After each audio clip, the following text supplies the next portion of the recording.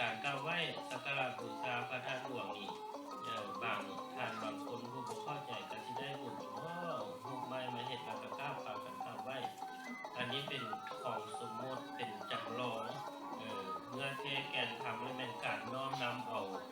คำสอนของพระพุทธเจ้าพุทธมาไหว้มาสามาวันทาเพิ่นให้ละชั่วทำดีอันนั้นเนาะเป็นการ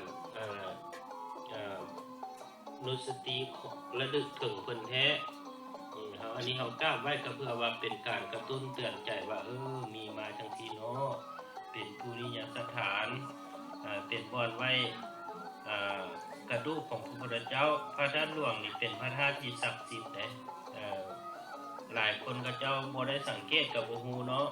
บางคนผู้ก็เจ้าสังเกตว่าพระธาตุหลวงนี่บ่มีเงาเด้บ่มีไผสามารถที่ข้ามเห็นเงาพระธาตุหลวงเพราะว่าอาจจะมีสิ่งศักดิ์สิทธิ์คุ้มครองป้องกันฝังไว้บ่ให้มีเงาไปแต่ละเทื่อกันญาติโยมเมื่อบ้านเมื่อกราบไหว้แล้วก็อธิษฐานสังเกตการเบิ่งสิมีแท้บ่หรือว่าบ่มีพระเจ้าว่าบ่มีเงาในธาตุหลวงฉะนั้นพวกเราพากันมามื้อนี้เพื่อมาให้บุญธาตุหลวงมาเจ้าโฮมกันสร้างน้ำกระทำบุญมื้อนี้ก็พากันไหว้พระธาตุหลวงพร้อมอาจารย์เด้อพากันยกดอกไม้ธูปเทียนขึ้นใส่หัวไว้แล้วก็สิพาก้าวไหว้พระธาตุหลวงเนาะสัมมา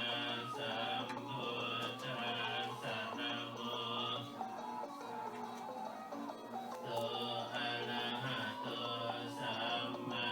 สัมพุทธัสสะนะโมตัสสะภะคะวะโต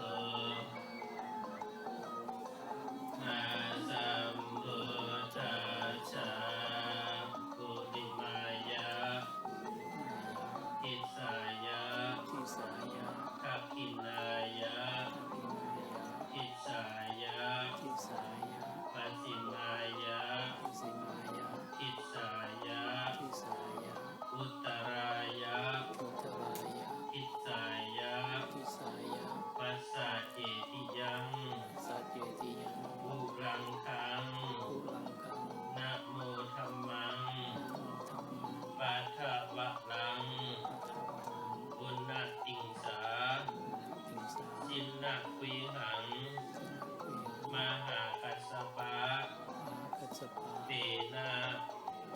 ทาปิตังปัญจหี